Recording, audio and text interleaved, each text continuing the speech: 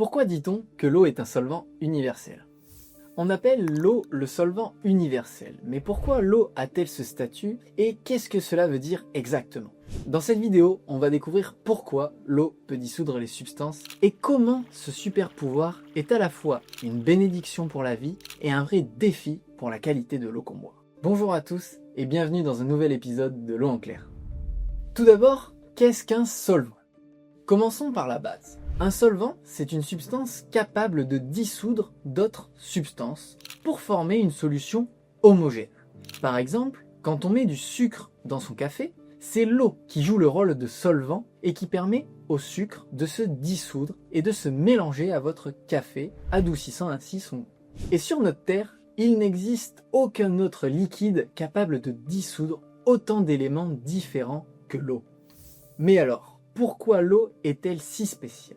La raison réside dans la forme de la molécule d'eau. Imaginez un petit boomerang avec au centre un atome d'oxygène et au bout deux petits points d'hydrogène, auxquels on ajoute le fait que la molécule est dite polaire. C'est-à-dire que l'oxygène attire légèrement les électrons et devient partiellement négatif, tandis que les hydrogènes deviennent partiellement positifs.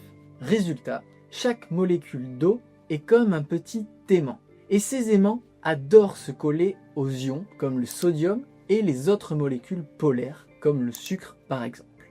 Elles vont venir les entourer, les séparer et c'est comme ça qu'elles se dissolvent.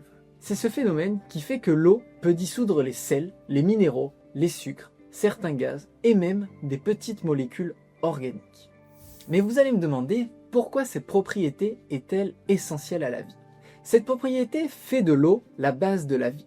Dans notre corps, 60% de notre masse est de l'eau, en moyenne selon votre âge. Grâce à ce pouvoir, elle transporte les nutriments, les vitamines, les minéraux, jusque dans nos cellules.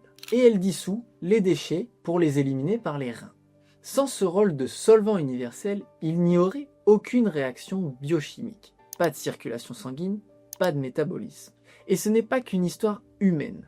Dans la nature aussi, l'eau dissout les minéraux des roches, les nutriments des sols et les transporte jusqu'aux racines des plantes, permettant aux végétaux de se développer. Mais attention, cela a aussi un inconvénient. Ce pouvoir de dissolution est incroyable, mais il a un inconvénient. Comme évoqué, l'eau dissout presque tout, et donc elle capte aussi les éléments moins favorables pour le vivant, comme les polluants.